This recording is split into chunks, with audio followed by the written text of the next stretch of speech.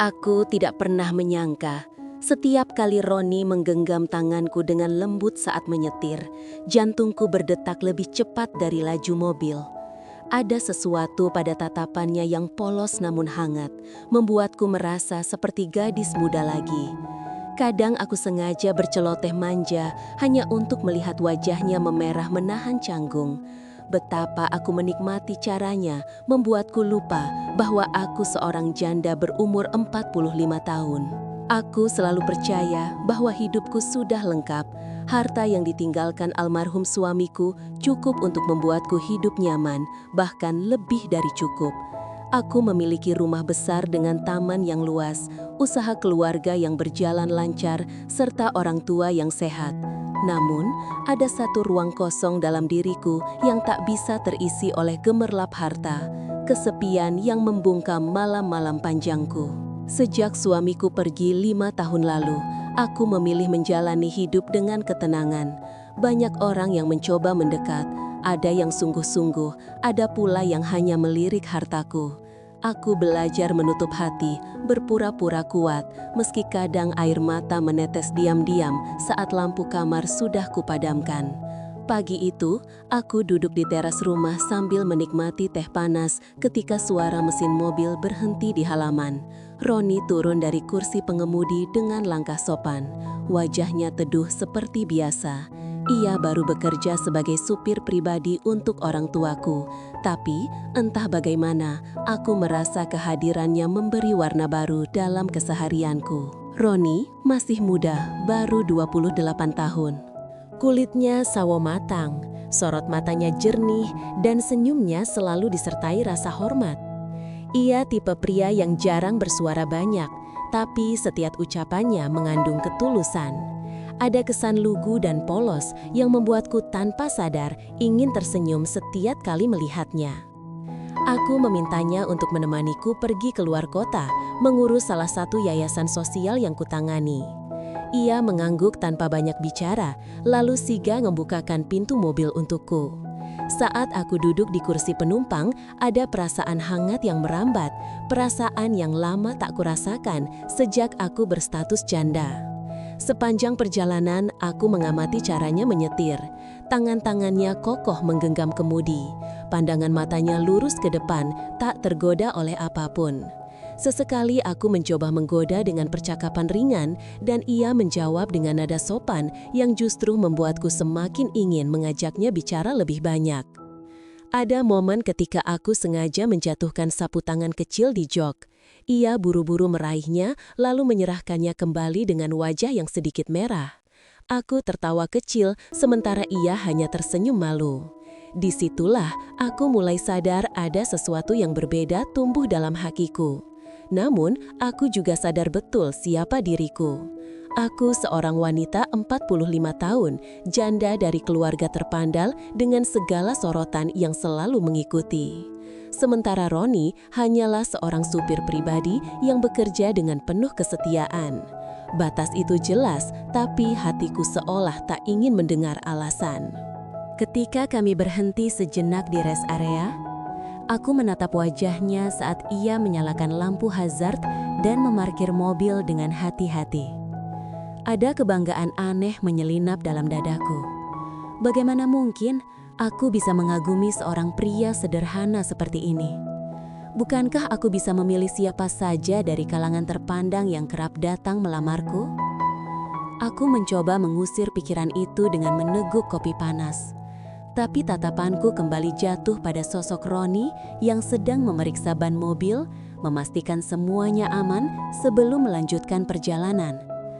Aku merasakan ketulusan yang nyata, sesuatu yang jarang kutemui dalam dunia penuh kepalsuan yang selama ini mengelilingiku. Di dalam mobil, aku bersandar pada kursi sambil berpura-pura tidur.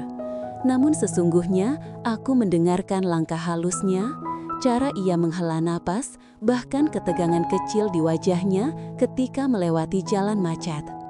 Semuanya membuatku semakin ingin mengenalnya lebih dalam. Hari itu berakhir tanpa kejadian besar, tapi aku pulang dengan hati yang berbeda. Ada getar halus yang tertinggal, sebuah rasa kagum yang baru mulai bersemi. Aku tak tahu kemana perasaan ini akan membawaku. Tapi, aku merasa babak baru dalam hidupku diam-diam sudah dimulai. Malam itu, ketika aku tiba di rumah, langkah-langkah Roni yang menuntunku sampai ke teras terasa begitu hangat di hati. Setelah ia pamit dengan senyum sopannya, aku masuk ke kamar dan duduk lama di depan cermin. Bayangan seorang wanita 45 tahun menatap balik padaku. Namun, aku melihat wajah yang berbeda. Ada cahaya yang kembali hidup di mataku. Hari-hari berikutnya, aku semakin sering meminta Roni untuk menemani perpergian. Alasan yang kuutarakan selalu masuk akal, entah mengurus yayasan, menengok tanah keluarga, atau sekedar belanja keluar kota. Tapi, jauh di dalam hati, aku tahu aku hanya ingin lebih banyak waktu bersamanya. Ada semacam ketenangan setiap kali ia berada di dekatku, seolah dunia yang ramai ini bisa menjadi lebih sederhana. Senyum Roni yang tulus kerap membuatku lupa pada segala kesepian yang selama ini menghantui. Namun, justru kesederhanaan itulah yang membuatku semakin terjebak. Pernah suatu kali di tengah perjalanan, aku memintanya berhenti di sebuah danau kecil. Kami duduk sebentar menikmati semilir angin sore. Aku bertanya ringan tentang keluarganya, mimpinya, hidupnya. Roni menjawab dengan nada hati-hati, tapi matanya memancarkan ketulusan yang begitu jelas. Kalau punya rezeki, Bu, saya ingin bangun rumah sederhana di kampung, bisa kumpul sama orang tua, katanya pelan. Aku terdiam menatap permukaan danau yang berkilau diterpa sinar matahari. Kata-katanya sederhana, tapi justru disitulah letak ketulusan yang membuat dadaku terasa sesak. Sejak hari itu, aku mulai memperhatikan hal-hal kecil yang mungkin selama ini luput. Bagaimana Roni selalu membuka pintu mobil lebih dulu untukku. Bagaimana ia memastikan aku duduk nyaman sebelum menyalakan mesin. Bagaimana ia menahan diri untuk tidak berbicara berlebihan. Semakin ku amati, semakin aku kagum. Dan semakin aku kagum, semakin sulit bagiku untuk menepis rasa yang tumbuh. Malam-malamku pun berubah. Aku tak lagi hanya ditemani kesunyian. Ada bayangan wajah Roni yang ikut hadir, seolah duduk di sisi ranjang, menatapku dengan mata teduhnya. Aku berusaha menolak, mengingatkan diriku bahwa aku seorang janda kaya raya dengan sorotan banyak orang. Tapi justru larangan itulah yang membuat perasaan ini semakin kuat. Suatu pagi, aku duduk di ruang tamu bersama orang tuaku. Bu Siti, ibuku, menatapku dengan lembut lalu berkata, "Nduk, akhir-akhir ini kamu sering sekali keluar kota. Kamu terlihat lebih bahagia. Ada sesuatu yang mau kamu ceritakan?" Pertanyaan itu membuatku tercekat. Aku tersenyum, mencoba menutupi gejolak hati yang tak bisa kubagi begitu saja. Aku hanya berkata, "Aku sibuk mengurus yayasan, Bu." Padahal, jauh di dalam hati, aku tahu kebahagiaan yang mereka lihat bukan berasal dari kegiatan sosialku, melainkan dari seseorang yang duduk di kursi pengemudi setiap kali aku pergi. Dan menyembunyikan itu membuat dadaku terasa penuh. Namun, di balik kebahagiaan itu ada bayangan samar yang mengintai. Aku tak menyangka bahwa kedekatanku dengan Roni ternyata mulai diperhatikan orang lain. Dan gosip pertama itu akan menjadi titik awal dari perjalanan penuh ujian yang belum pernah kubayangkan sebelumnya. Awalnya hanya bisik-bisik halus di antara para pembantu rumah, lalu berlanjut menjadi tatapan heran dari tetangga sekitar. Aku merasakannya setiap kali melangkah keluar gerbang rumah. Senyum yang dipaksakan, sapaan yang terdengar berbeda, seolah ada cerita lain yang beredar di balik punggungku. Hari-hari berikutnya, Susi semakin menanti suara roda gerobak Romo yang khas. Setiap kali terdengar derit kayu, bercampur bunyi mangkuk beradu, ia bergegas keluar dengan alasan ingin membeli. Kadang ia pura-pura sedang menyiram bunga, kadang duduk di beranda membaca koran. Padahal hatinya penuh harap agar Romo segera muncul. Ada semacam rasa bahagia yang sederhana, tapi sulit ia jelaskan, seakan kehadiran Romo mampu mengisi ruang kosong dalam jiwanya. Di sisi lain, Romo mulai merasakan perlakuan Susi yang berbeda dibanding pelanggan lain. Ia sering diberi senyuman hangat, ditanya kabar, bahkan sekali waktu ditawari segelas teh manis dingin untuk menemaninya berjualan di depan rumah. Romo tahu Susi bukan wanita sembarangan. Rumah megah itu sudah cukup menjelaskan. Ia pun sempat ragu menerima kebaikan itu terlalu jauh, takut dianggap tak tahu diri. Namun, setiap tatapan Susi yang tulus membuat hatinya tenang, seolah ia memang pantas berada di sana. Suatu sore, hujan deras turun mendadak saat Romo sedang berkeliling. Basah kuyup, ia mendorong gerobak dengan susah payah. Melihat hal itu, Susi spontan memanggilnya masuk ke teras rumah besar agar tidak kehujanan. "Masuklah Romo, gerobakmu bisa ditaruh di sini dulu, nanti kau masuk angin," ucapnya penuh kepedulian. Romo yang semula canggung akhirnya menurut, duduk di kursi teras sambil menunggu hujan reda. Momen itu membuat Susi dan Romo lebih lama berbicara dibanding biasanya. Mereka bercakap tentang masa lalu, tentang keluarga, dan tentang perjuangan hidup. Romo bercerita bagaimana ia merantau untuk mencari rezeki, meninggalkan kampung halamannya demi membantu ekonomi keluarga. Susi mendengarkan dengan penuh perhatian. Sesekali matanya berkaca-kaca, ada rasa kagum yang makin dalam pada sosok sederhana di hadapannya. "Jangan buru-buru pergi," katanya sambil tersenyum lembut. Romo sempat terkejut, wajahnya memerah menahan janggung, tapi akhirnya ia duduk berhadapan dengan Susi. Mereka makan bersama, berbincang ringan, sesekali tertawa kecil. Hati Romo yang selama ini keras karena perjuangan hidup, tiba-tiba terasa lunak dan hangat. Di tengah perbincangan, angin sore berhembus membawa aroma bunga melati dari taman. Susi menatap Romo dengan penuh ketulusan lalu berkata, "Kau tahu Romo, hidupku yang luas ini sering terasa kosong. Tapi sejak kau lewat di depan rumahku, aku merasa ada yang berbeda." Romo terdiam, tatapannya gugup namun matanya tak bisa lepas dari Susi. Dalam diam, hatinya mengakui bahwa perasaan itu pun mulai tumbuh di dalam dirinya. Hubungan mereka semakin erat. Romo mulai terbiasa berhenti lebih lama, bercerita tentang kehidupannya yang penuh perjuangan, tentang masa kecilnya, bahkan tentang mimpinya yang sederhana, ingin memiliki warung bakso sendiri agar tak perlu lagi mendorong gerobak berkeliling.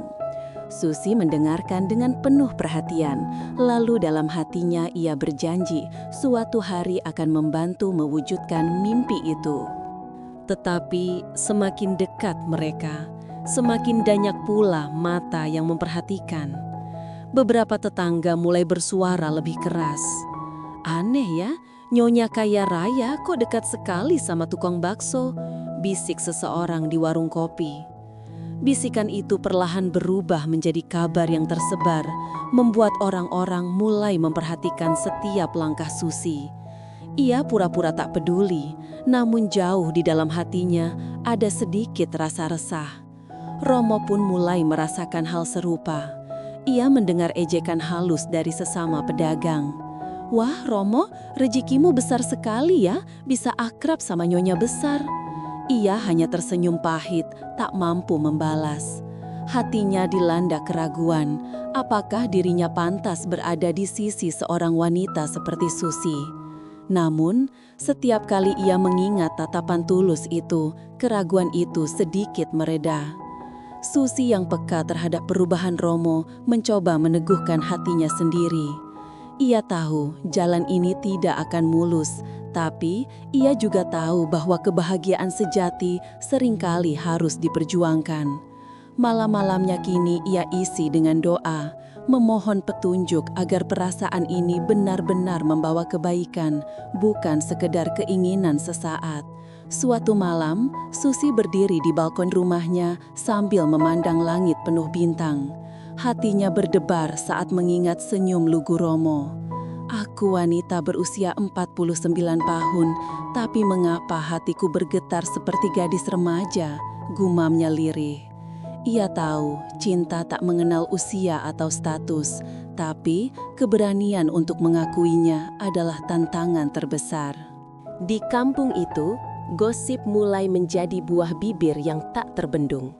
Namun, Susi memilih berjalan dengan kepala tegak, sementara Romo memilih menundukkan kepala dengan kerendahan hati. Dua dunia yang berbeda, namun hati mereka perlahan mulai menemukan jalan yang sama. Dan di balik semua itu, satu hal pasti, semakin mereka mencoba menahan, semakin deras pula aliran perasaan yang tumbuh di hati masing-masing.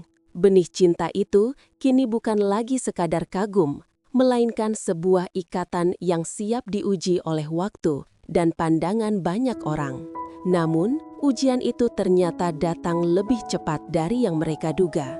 Suatu pagi, saat Susi sedang berjalan ke pasar tradisional ditemani pembantunya, ia mendengar bisikan yang menusuk telinganya. Itu dia, janda kaya raya itu. Sekarang dekat dengan tukang bakso keliling. Benarkah? Memalukan sekali, ujar seorang ibu sambil menutupi mulutnya. Tapi cukup jelas terdengar. Susi berhenti sejenak, hatinya teriris. Ia mencoba tersenyum dan melangkah seolah tak mendengar. Tapi kata-kata itu terngiang di telinganya sepanjang perjalanan. Baginya, gosip itu bukan sekadar suara, melainkan bayangan ancaman terhadap nama baik yang selama ini ia jaga dengan susah payah. Ia merasa seakan-akan semua mata menatapnya dengan curiga. Sementara itu, Romo yang sedang mendorong gerobak di jalan lain juga mulai mendengar kabar serupa. Seorang pedagang sayur menepuk bahunya sambil berseloroh. "Hebat kau Romo, siapa sangka tukang bakso bisa menaklukkan hati nyonya besar." Romo hanya tersenyum kaku, padahal dadanya bergetar hebat. Ia merasa dipermalukan, seakan niat tulusnya dipelintir menjadi bahan ejekan. Malam harinya, Susi duduk termenung di ruang tamu. Lampu kristal menggantung megah di langit-langit, tapi sinarnya tak mampu mengusir kegelisahan di hatinya. Ia memandang kosong ke arah jendela lalu bergumam, "Apakah aku salah? Hanya karena aku mengagumi kesederhanaan, orang-orang seakan menuduhku rendah." Matanya berkaca-kaca, namun ia segera menghapus air itu sebelum menetes. Keesokan harinya ketika Romo datang seperti biasa, suasana terasa berbeda. Susi mencoba bersikap ramah seperti biasanya, tetapi Romo terlihat lebih banyak menunduk, seolah ada jarak yang mulai tercipta di antara mereka. "Bakso, Bu?" tanyanya lirih tanpa berani menatap langsung. Susi menatapnya lama, hatinya perih melihat kerendahan hati Romo yang justru semakin membuatnya kagum. Percakapan mereka hari itu terasa singkat, tak lagi penuh tawa kecil. Susi tahu bukan karena mereka tak ingin, tetapi karena bayang-bayang gosip mulai mengikat lidah. Sore itu setelah Romo pergi, Susi duduk di kursi teras sambil menggenggam erat mangkuk bakso yang masih hangat. Rasanya mendadak hambar, padahal kuahnya tetap sama. Yang berbeda hanyalah suasana hati. Beberapa hari kemudian, gosip semakin liar. Ada yang berkata, Susi terlalu kesepian hingga tak tahu malu. Ada pula yang menyindir Romo seolah hanya mengincar harta. Semakin sering Susi keluar rumah, semakin banyak bisikan yang mengikuti langkahnya. Ia menahan diri untuk tidak membalas, memilih diam. Tapi di dalam hati ia merasakan luka yang dalam. Romo pun merasakan tekanan yang sama. Ia mulai ragu untuk melewati jalan rumah Susi, meski hatinya meronta ingin tetap bertamu. Suatu malam ia berdoa panjang di kamar kos kecilnya. "Ya Allah, jika perasaan ini salah, hilangkanlah dari hatiku. Tapi jika benar, kuatkan aku untuk menjalaninya." Bisiknya penuh ketulusan. Hari-hari yang sebelumnya hangat, kini berubah menjadi serba canggung. Susi merasa seperti terkurung di rumah besarnya sendiri. Sementara Romo merasa langkahnya kian berat setiap kali roda gerobaknya mendekati halaman itu. Mereka sama-sama tahu hubungan yang baru saja tumbuh ini sedang menghadapi badai pertama. Namun, jauh di lubuk hati, Susi tidak ingin menyerah begitu saja. Ia percaya bahwa perasaan yang lahir dari ketulusan tidak seharusnya dipatahkan oleh bisikan orang lain. Sambil menatap bulan malam itu, ia berbisik lirih. Kalau ini cinta sejati, aku harus berani menjaganya. Pada detik itu pula, sebuah tekad mulai tumbuh di hati Susi. Ia sadar, jika ingin mempertahankan Romo, maka ia harus siap menghadapi ombak yang lebih besar lagi. Perjuangan baru saja dimulai. Namun, semakin Susi meneguhkan hatinya, semakin besar pula cobaan yang datang. Suatu sore, ia dipanggil oleh kakak sepupunya, Rukayah, yang memang dikenal cerewet dan sering mencampuri urusan keluarga. Dengan nada tajam, Rukayah menegur, "Susi, aku dengar kabar yang kurang enak. Apa betul kau terlalu sering dekat dengan tukang bakso keliling itu? Jangan sampai kau mempermalukan keluarga kita." Susi menarik nafas panjang. Ia berusaha tetap tenang meski hatinya tersayat. "Kak, aku hanya menghargai orang yang sopan dan bekerja keras. Apa salah kalau aku mengagumi ketulusan seseorang meski ia hidup sederhana?" Rukayah mendengus lalu berkata, "Kau janda kaya, pandangan orang itu penting. Kalau kau gegabah, nama baik keluarga bisa rusak." Ucapan itu menusuk seperti duri yang menghantam dada Susi. Malam itu, Susi duduk sendirian di kamarnya. Lampu redup menambah suasana murung. Ia menatap cermin, melihat wajahnya yang mulai berusia, lalu tersenyum getir. "Apakah benar aku harus berhenti hanya karena usia dan harta membatasi?" gumamnya. Namun di balik keraguan itu, ada suara hatinya yang terus berbisik. "Kebahagiaan adalah hak setiap manusia, termasuk aku." Sementara itu, Romo semakin merasa terpojok. Beberapa pelanggan tetapnya mulai menjauh dengan alasan tak ingin terlibat gosip.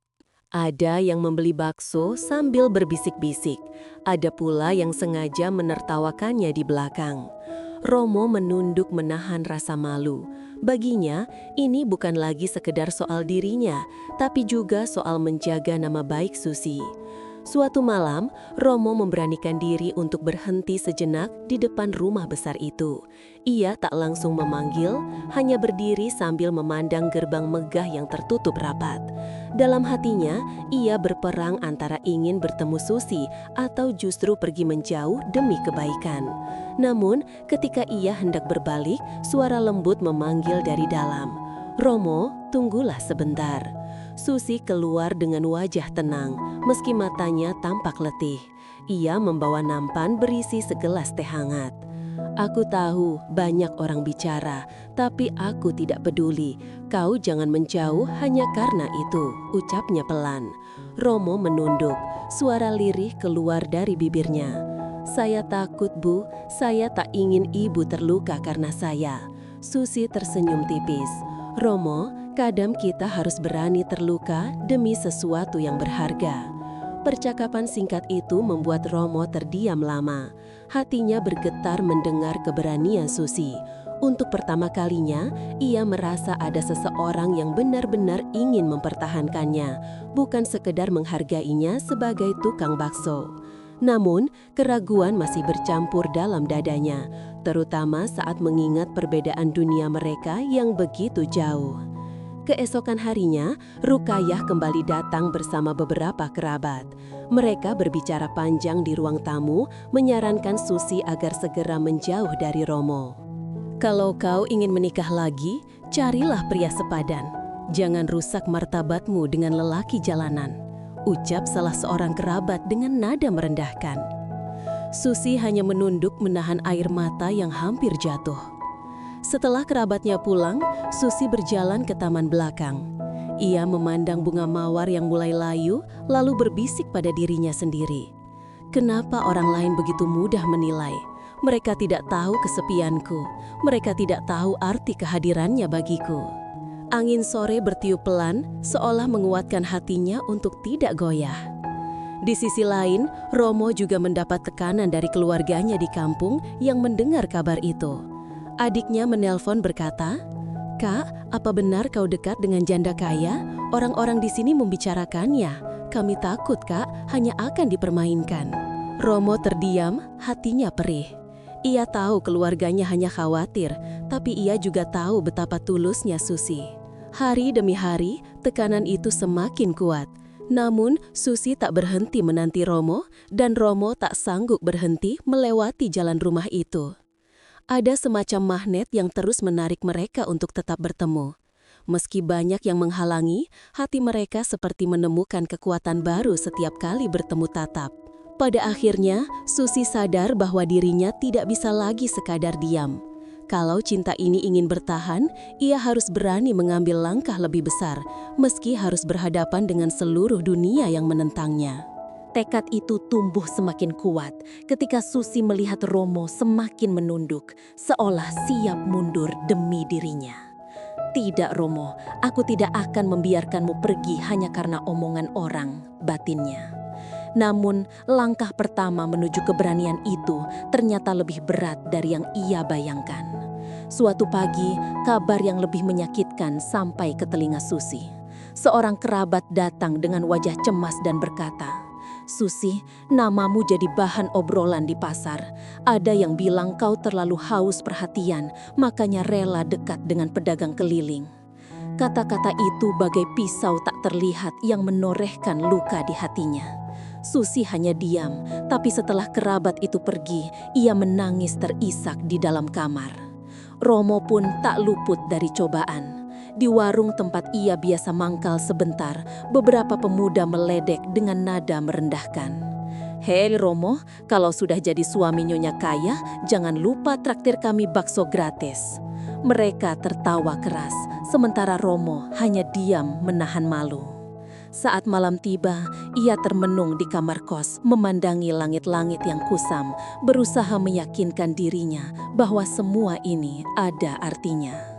Hari-hari berikutnya, Romo sengaja mempercepat langkah gerobaknya ketika melewati rumah besar itu. Ia takut menambah beban bagi Susi. Namun, Susi yang peka segera menyadari perubahan itu. Setiap kali Romo lewat, ia mencoba memanggil, tapi Romo selalu beralasan buru-buru. Hati Susi terasa hampa, seakan setiap detik jarak di antara mereka semakin melebar. Pada suatu sore, Susi memberanikan diri keluar rumah dan menghadang Romo yang hendak pergi. "Romo, kau menghindariku?" tanya lirih. Romo terdiam, wajahnya memerah menahan perasaan. Akhirnya ia berkata, "Saya hanya tidak ingin ibu makin disakiti orang-orang. Lebih baik saya menjauh, Bu." Ucapan itu membuat hati Susi bergetar hebat, setengah hancur, setengah tersentuh oleh ketulusan Romo. "Jangan sebut aku ibu, panggil saja Susi," jawabnya dengan suara bergetar. Romo terkejut menatapnya dalam, tapi segera menunduk lagi. Ada jarak tipis yang terasa begitu tegang di antara mereka, jarak yang dipenuhi dengan cinta yang tak berani diucapkan. Setelah pertemuan itu, Susi semakin yakin bahwa hatinya tak bisa lagi menunggu. Malam itu, ia berdoa panjang di sajadah, memohon petunjuk.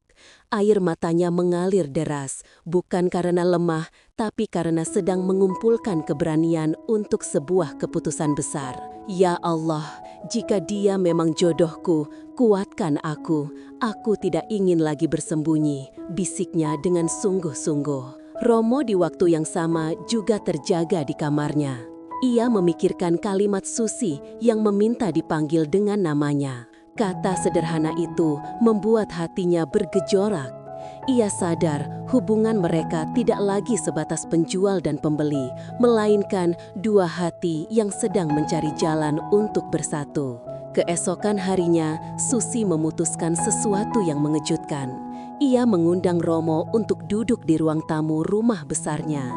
Dengan suara tenang namun penuh ketegasan, ia berkata, "Romo, aku tidak peduli dengan apa kata orang.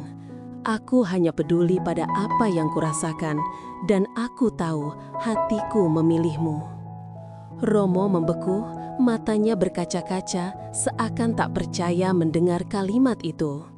Namun, belum sempat Romo menjawab, suara keras terdengar dari luar. Rukayah datang dengan wajah marah melihat Romo duduk di ruang tamu. "Susi, apa-apaan ini? Kau benar-benar sudah tidak peduli dengan nama baik keluarga," teriaknya. Romo berdiri kaku, merasa seperti orang yang tertangkap basah. Sementara Susi berusaha tetap tenang meski jantungnya berdegup kencang. Dalam hati Susi, ia tahu inilah titik di mana semuanya akan berubah.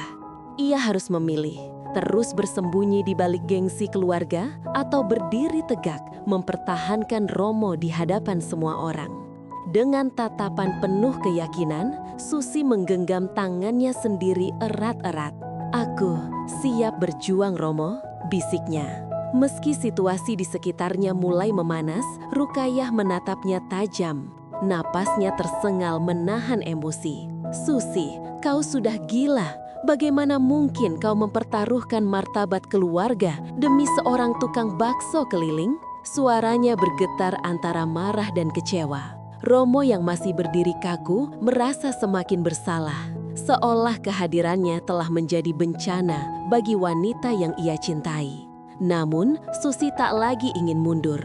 Dengan suara mantap, ia menatap Rukayah dan berkata, "Kakak, martabat apa yang kita maksud kalau hatiku terus tersiksa? Aku hidup bukan untuk memenuhi bisikan orang, tapi untuk mendengarkan nuraniku sendiri." Kalimat itu membuat ruangan hening sesaat. Hanya terdengar detak jam dinding yang seolah ikut menghitung detik-detik penting dalam hidup Susi. Romo hendak berbicara, tetapi bibirnya keluh.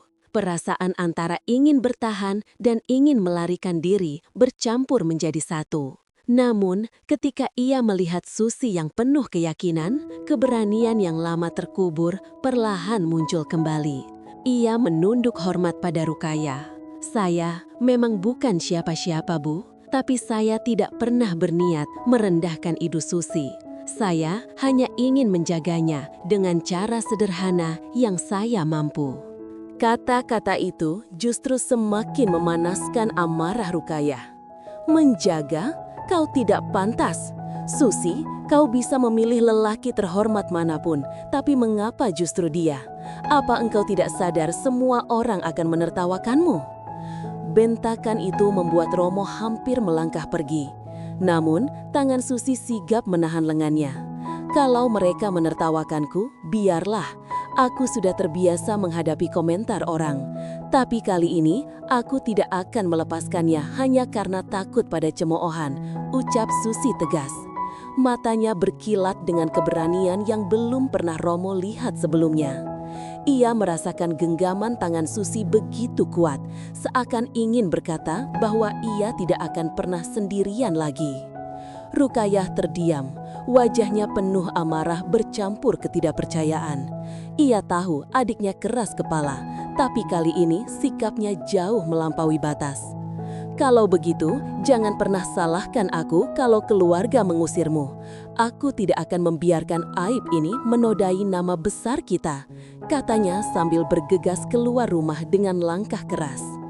Susi terduduk lemas di sofa setelah kakaknya pergi, tetapi ia tidak menangis. Ia justru menarik nafas panjang seakan baru saja melewati sebuah gerbang menuju kehidupan baru.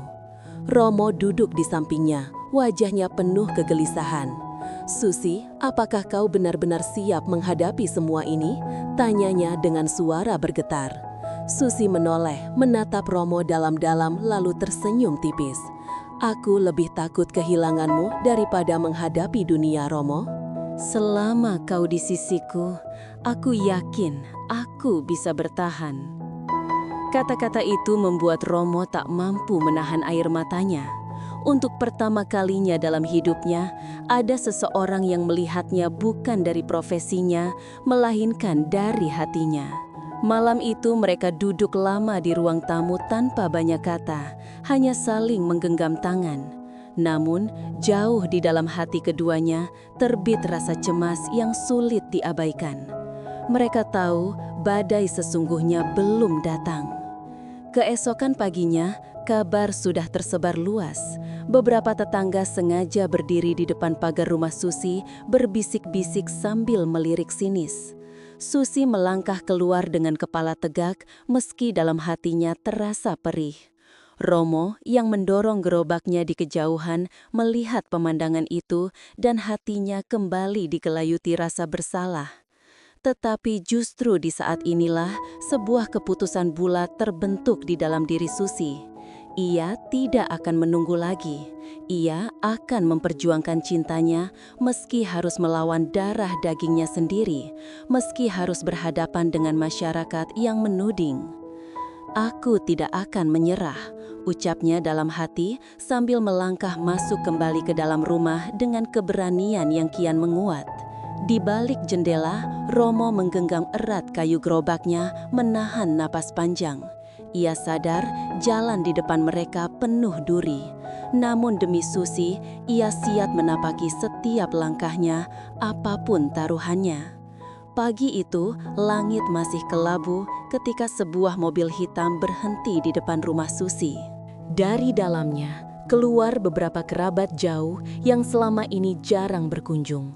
Namun kali ini, wajah mereka bukan membawa senyum kekeluargaan, melainkan sorot mata penuh penghakiman. Susi yang sedang menyiapkan teh di ruang tamu segera dipanggil. "Susi, apa benar kabar yang kami dengar? Kau berniat menikah dengan tukang bakso keliling itu?" tanya seorang paman tua, Pak Wiro. Pertanyaan itu menusuk seperti pisau, membuat suasana ruangan seketika membeku.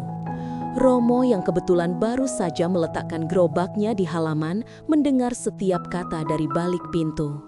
Jantungnya berdegup kencang, tangan berkeringat dingin. Ia ingin masuk, ingin berdiri di samping Susi, tapi ia tahu kehadirannya mungkin hanya